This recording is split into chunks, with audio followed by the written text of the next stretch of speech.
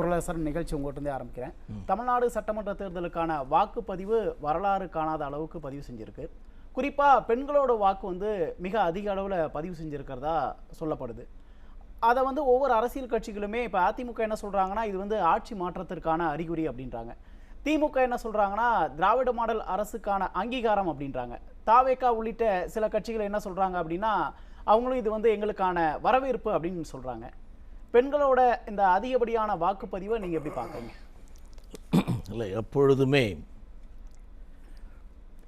பெண்கள் ஆர்வமாக, நீ இந்த வரலாறை எடுத்து பார்த்தீங்கன்னா பெண்கள் ஆர்வமாக அதிகமாக வாக்கு செலுத்தினார்கள் என்று சொன்னால் அது என்றைக்குமே ஆளுகிற ஆட்சிக்கு எதிரானதாகத்தான் இருக்கும்.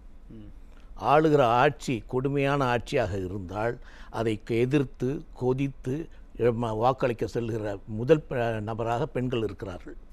அது இல்லாமல் நம்மளுடைய தமிழ்நாட்டினுடைய வரலாறு எடுத்து பார்த்திங்கன்னா எப்பொழுதெல்லாம் பெண்கள் அதிகமாக வாக்கு அளிக்கிறார்களோ அந்த நேரங்களிலெல்லாம் அனைத்து இந்திய அண்ணா திராவிட முன்னேற்றக் கழகம் அமோக வெற்றி பெற்றிருக்கிறது.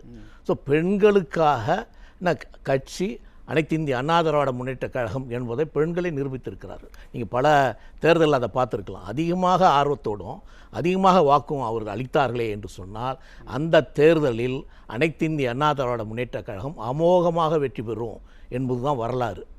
ஸோ இந்த தேர்தலில் அதிகமாக பெண்கள் வாக்களித்திருக்கிறார்கள்.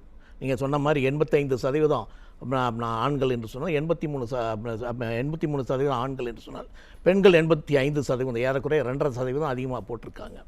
ஸோ அதுக்கு நம்ம என்னை பொறுத்த வரைக்கும் 4 காரணங்கள் இருக்குது.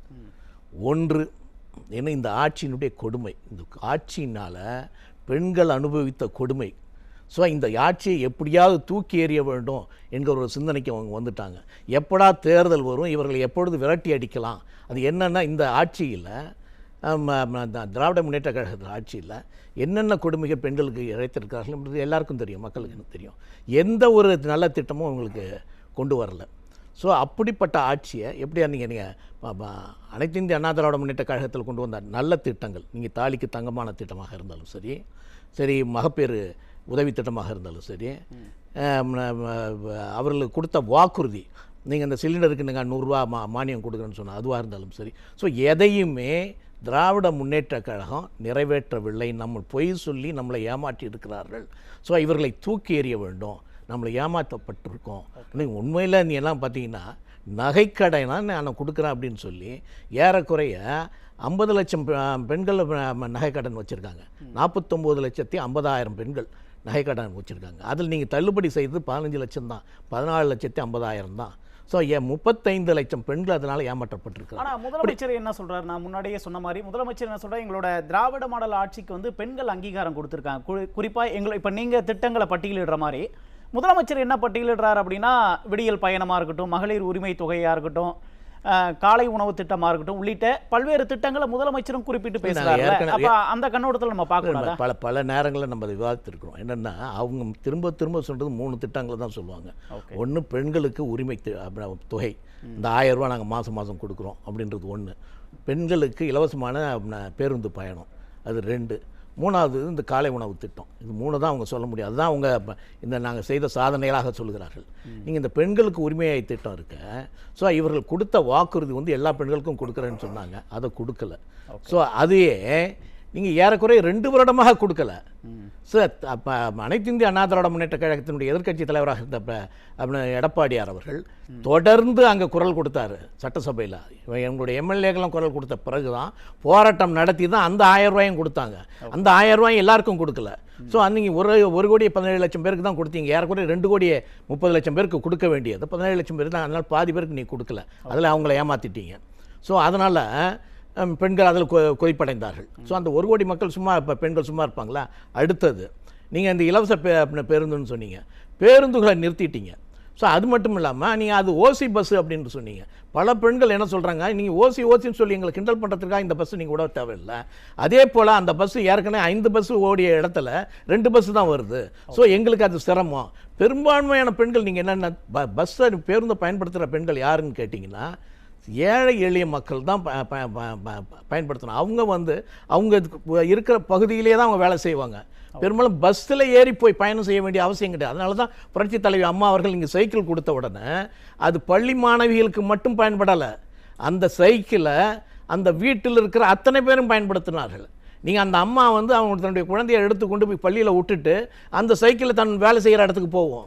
ஸோ அந்த சுற்றி இருக்கிற அந்த பக்கத்திலே போவோம். அப்படிப்பட்ட திட்டங்களை கொண்டு வந்தாங்க. அதனால் அதுலேயும் அவங்களுக்கான வெற்றி கிடையாது. அதனால் பெண்கள் அதுலேயும் ஆத்திரமடைந்தார்கள். நீங்கள் காலை உணவு திட்டம் இருக்குது, பெரும்பான்மையான பெண்கள் என்ன சொல்கிறாங்கன்னா, காலையில் பசியோடு நாங்கள் குழந்தைகளை நாங்கள் அனுப்புறது கிடையாது, பள்ளிக்கு அனுப்புறது கிடையாது, நாங்கள் பழையதாவது நாங்கள் போட்டு தான் அனுப்புவோம் பள்ளிவாடு பண்ணி. ஏன்னா அங்கே பள்ளியில் 9:30 மணிக்கு 10 மணிக்கு தான் சாப்பாடு வருது. ஸோ அதுவும் பொட்டலம் கட்டி வேற எங்கேருந்து கட்டிட்டு வராங்க. அது ரொம்ப சாப்பிட்டு இதில் பெரும்பான்மையாக அந்த குப்பை தொட்டிக்கு தான் போகுது. பல நேரங்களில் அதை இதுலையும் காமிச்சாங்க, சோஷியல் மீடியாவில் நீங்கள் பார்த்துருப்பீங்க. ஸோ அப்போ அந்த திட்டங்கள் எல்லாம் பெண்களுக்கு வெறுப்பை ஏற்றிருக்கிறதை தவிர அவர்களுக்கு பயனுள்ளதாக இல்லை. அப்போ ஆளும் அரசுக்கு எதிரான பெண்களோட அந்த மனநிலை தான் அதிக வாக்குகள் அதுக்கு தான் கொதித்து எழுந்திருக்கிறார்கள் நிச்சயமாக. அதனால கொதித்து எழுந்திருக்கு, அது ஒரு காரணம். ரெண்டாவது காரணம், நீங்கள் எடப்பாடி அவர்கள் தன்னுடைய இதில் பிரச்சாரத்தில் அவர் கொடுத்த வாக்குறுதிகள். இப்போ எடப்பாடி அவர்கள் நம்புகிறார்கள், அனைத்து இந்திய அண்ணா திராவிட முன்னேற்ற கழகத்தை நம்புகிறார்கள். அனைத்து இந்திய அண்ணா திராவிட முன்னேற்ற கழகம் ஆட்சியில் இருந்த பொழுது கொரோனா காலத்தில் கூட பணம் இல்லை என்று சொல்லவில்லை. 5 மாதம் அவர்களுக்கு என்னென்ன தேவையோ அத்தனையும் கொடுத்தது. நீங்கள் இலவசமாக கொடுத்தது, நீங்கள் அரிசி கொடுத்தது, பருப்பு கொடுத்தது, எண்ணெய் கொடுத்தது, மற்ற வேண்டிய காய்கறிகள் கொடுத்தது, அத்தனையும் கொடுத்தது. ஸோ அதனால் பணம் இல்லைன்னு இவங்க சொல்ல மாட்டாங்க. அதனால் இப்போ எடப்பாடி அவர்கள் தெளிவாக சொன்னார், நாங்கள் ஆட்சிக்கு வந்தவுடனே ஒவ்வொருவருக்கும் 10,000 கொடுக்கப்படும் என்று சொன்னார். அதை பெண்கள் நம்பி இருக்கிறார்கள்.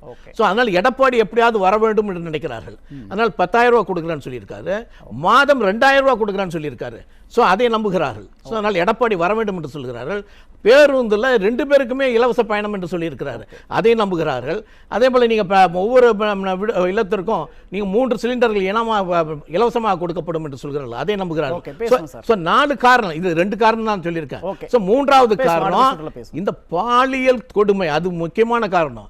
நீங்கள் பெண்களுக்கு பாதுகாப்பாக இல்லாத ஒரு மாநிலமாக தமிழ்நாடு மாட்டிவிட்டது. ஸோ அதற்கு காரணம் திராவிட முன்னேற்ற கழகம் தான். இது நிறைய இருக்கு. என்ன, ஏன் பெண்கள் இவ்வளவு அவ்வளோ ஆர்வமாக இவ்வளவு கொதித்து போய் வருகிறாள்? அதனால தான் ஒரே ஒரு குரலை மட்டும் சொல்லி முடிச்சிடுறேன். அதாவது வள்ளுவர் பிறந்தக அப்பவே சொல்லியிருக்காரு, அல்லல் பட்டு ஆற்றாது அழுத கண்ணீர் அன்றே செல்வத்தை தேய்க்கும் படை என்று சொல்கிறார். பெண்களுக்கு களங்கம் வந்துருச்சுன்னு வச்சுங்க, தூக்கி எறிய தயாராக மாட்டாங்க. அதுதான் இன்றைக்கு நடந்திருக்கிறது. ஓகே சார், முதற்கட்ட கருத்தை எடுத்துக்கிறேன். குரலார் கோபிநாதன் சார். சார், இப்போ வாக்குறுதி அப்படின்னு நம்ம எடுத்துக்கிட்டோம்னா, இப்போ அதிமுக மகளிருக்கு முக்கியத்துவம் கொடுத்து பல்வேறு வாக்குறுதிகளை கொடுத்தாங்க. அதை பார்த்துட்டு இப்போ அதிமுக மகளிருக்கு நாங்கள் 2,000 ரூபாய் ஆட்சிக்கு வந்த பிறகு கொடுப்போம் அப்படின்னு சொன்னேன். திமுகவும் என்ன பண்ணாங்க, நாங்களும் ஆட்சிக்கு வந்தால் 2,000 ரூபாய் கொடுப்போம் அப்படின்னாங்க. இப்போ விலைவாசி உயர்வால் பாதிக்கப்பட்டிருக்க குடும்பங்களுக்கு ஆட்சிக்கு வந்தோடனே 10,000 ரூபாய் வங்கி கணக்கில் செலுத்தப்படும் அதிமுக ஒரு வாக்குறுதி கொடுக்குறாங்க. உடனே திமுக என்ன பண்ணுறாங்க, நாங்கள் ஆட்சிக்கு வந்தால் கூப்பன் கொடுப்போம், 8,000 ரூபாய் மதிப்புள்ள கூப்பன் அப்படின்றாங்க இல்லைங்களா? அதிமுக பெண்கள் மத்தியில் ஏற்படுத்தி இருக்கக்கூடிய அந்த நம்பிக்கையை திமுக அரசால வாக்குறுதிகளை பெண்களுக்கு அறிவிச்சும் கூட ஏன் ஏற்படுத்த முடியலன்னு நினைக்கிறீங்க? இல்லை, இது ரொம்ப வெளிப்படைங்க. என்னென்னா, இவர்கள் ஆட்சி வந்ததே பொய்யான வாக்குறுதிகளை கொடுத்து தான் வந்தாங்க. நீங்கள் 520 வாக்குறுதிகளை கொடுத்தாங்க. கொடுத்ததில் 95% அவங்க நிறைவேற்றவில்லை. ஸோ மக்களுக்கு அதுதானே எதிர்ப்பு. இந்த ஆட்சி மேலே என்ன, எதனால் எதிர்ப்பு? 2 காரணம் தாங்க. ஒன்று, நீங்கள் கொடுத்த வாக்குறுதிகள் எதையுமே நிறைவேற்றவில்லை. உங்களை நாங்கள் நம்பி வாக்களித்தோம். நீங்கள் என்ன சொன்னீங்க, நீங்கள் உங்கள் அப்பா மாதிரி இருக்க மாட்டீங்க, கருணாநிதி தான் ரொம்ப மோசமானவர், அவரை நாங்கள் நம்பலை.